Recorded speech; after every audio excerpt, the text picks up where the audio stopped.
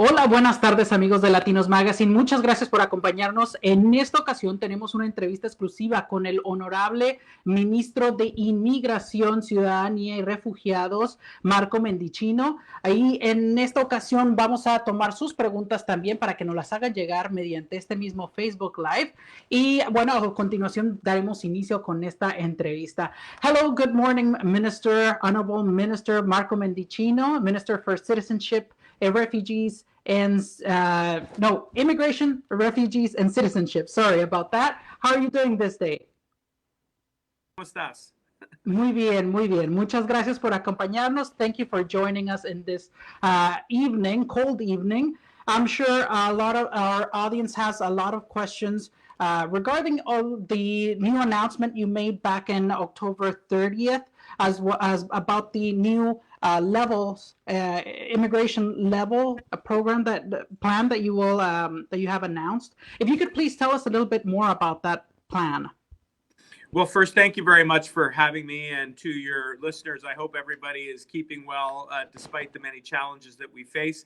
But I am very excited to be on to talk about our immigration plan, which I tabled a couple of weeks ago in the House of Commons. This is an immigration plan that is very much focused on jobs, on economic recovery, and on long-term prosperity. It seeks to both recognize the domestic immigrants who are already in Canada, as well as welcoming new immigrants from abroad so that we can meet our urgent economic needs today, particularly in the healthcare sector, where we know our doctors, our nurses, our support workers they're going flat out. They're trying to be there, but they need reinforcements. And immigration can be that lifeline to provide that support so that Canadians can get the health and the treatment that they need during the pandemic, but also propel our Build Back Better approach going forward. And so that's what our immigration plan will do. Excellent. I have another question pivoting to international students. A lot of international students who intend to study at a Canadian designated learning institution that has an authorized COVID plan will be allowed to enter to Canada. This is a new announcement your government has given a couple of months ago. Could you please tell us a little bit more information about how these students can know what institutions are approved and under what conditions? Well, there is a list on our website that provides an update to all international students who want to come and pursue their studies in Canada as to which schools are approved. And I'm very pleased to report that there were a whole batch of other schools that were just added today. So I encourage your listeners and those who may be listening from abroad to check the IRCC website to see which schools have been approved. But more importantly, the International Student Program is a huge economic contributor. It adds over $21.6 billion every year to the economy, as well as adding to the rich, diverse fabric of our society. And so by reviving this pathway, we are ensuring that there is a route for international students to continue to come to Canada to seek out what is no doubt going to be the best education that they will receive in their lives. And that may be good for them here, as well as if they choose to go home. But we actually hope that they will consider staying in Canada as we start to achieve those levels in our immigration plan. Excellent. And as you mentioned, international students are important for our immigration plans towards looking towards the future. Now, a lot of students during the pandemic, I'm sure COVID surprised the world, and these international students were not the exception. So a lot of the students, they had their postgraduate work permit during the pandemic, or they were about to get it during the pandemic or when it hit. Now, these students may not be able to qualify for the Canadian Experience class due to the pandemic. Is there any special message you would like to give to these international students who may fear for what their future is in Canada? Yeah, my message is continue to bet on Canada as being the best place in the world, the best country in the world to get your education and to start your career. We've introduced a number of modifications and flexibilities to our international student program by restoring status for visas that have been expired, allowing them to work more hours than they otherwise usually would if they are in an essential service, like, for example, in the healthcare sector, or taking a diploma or a degree in that sector.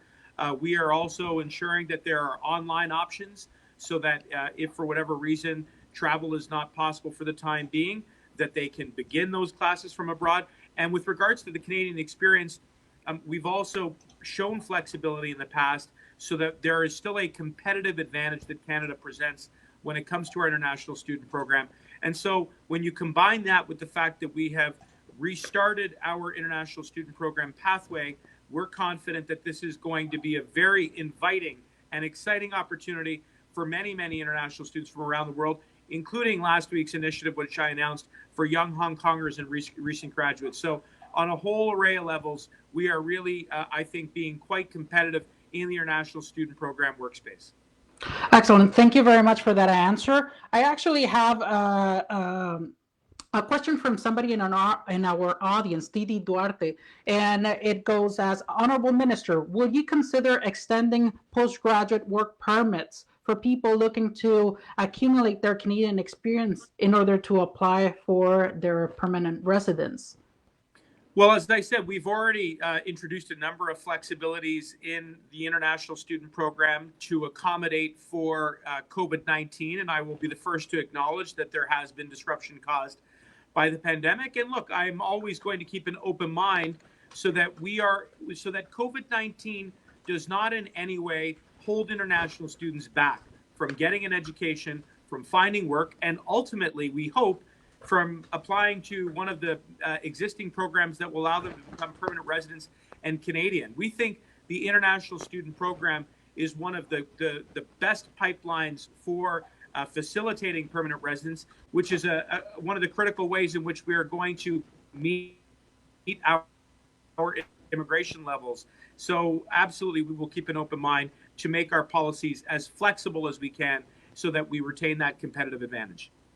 Thank you very much for your answer. I'm sure this will give some comfort to these students hesitating about what to do next. So moving on, I have another question, and this is related to Canadian citizenship applications, and it is from Luisa Fernanda, and she is wondering, what are the current timelines for the citizenship processing? Well, prior to COVID, we were looking at about a year turnaround, and now as a result of COVID, there's no doubt that those processing times have gone up. But I have some hope on the horizon. First, we have started to do virtual citizenship ceremonies. Conventionally, we do them in person.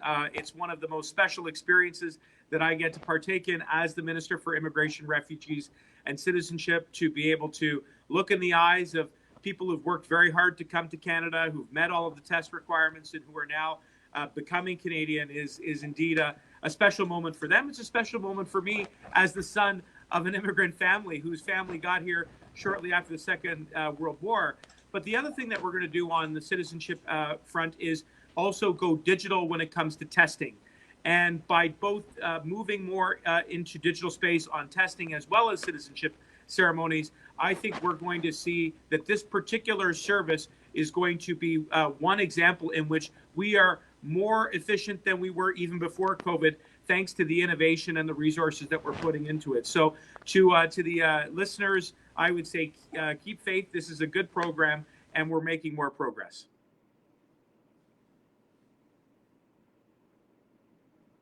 Oh, I'm sorry, Stephen, we can't hear you.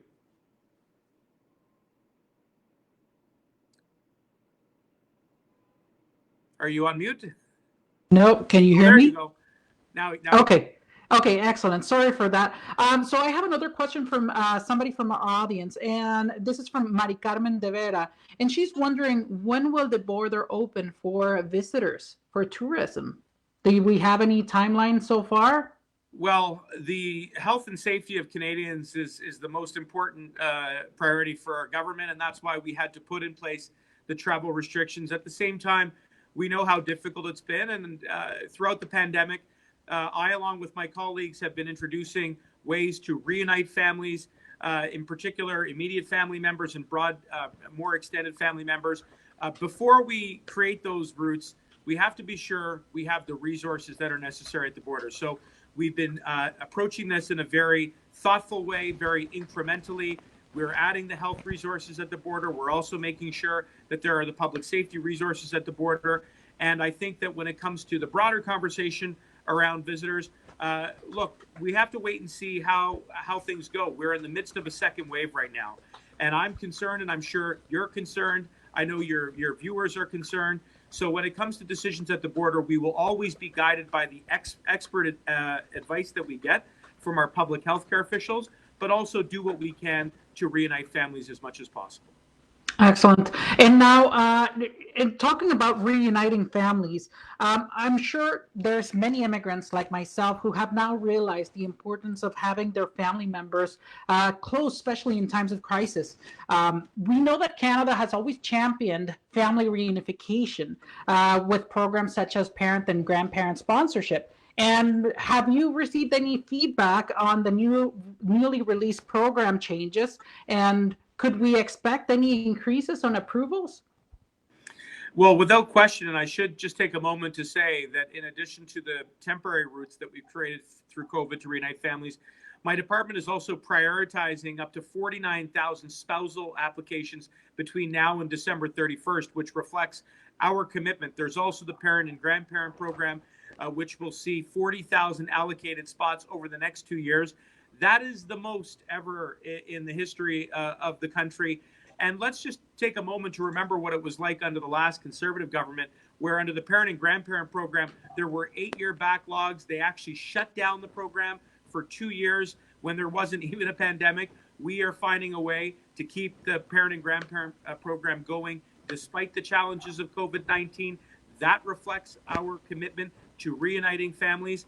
And in addition to that, there is also the express entry, which allows the main applicant to sponsor spouses, partners, and children. So all of this together will help us to achieve the goals that are set out in our immigration plan, which is very much committed to family reunification.